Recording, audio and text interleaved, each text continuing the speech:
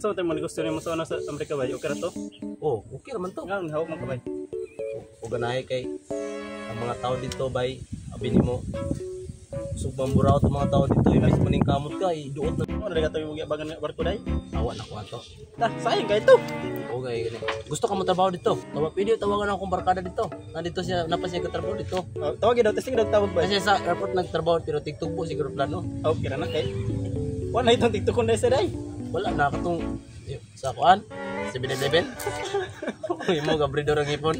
Wala sa dito. Pero tong ipon nga ka. Wala mo giting ipon. Okay na kay. Tawagan ako. Gitawagin daw, tawagin. Amot lang asa siya katrabaho karon. Tawag 7-Eleven nagdang dito ba? Tatawagan ako. Wala tayo mo itong pagbalis niya. Hello, kinsa ni?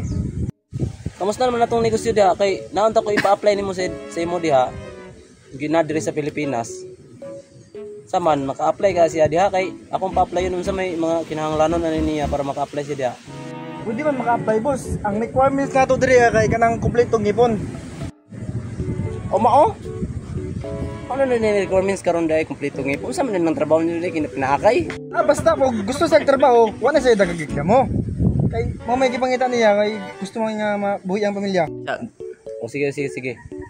Ako ra ingnon na rin akong kauban. Ano man? Mo onjo ka.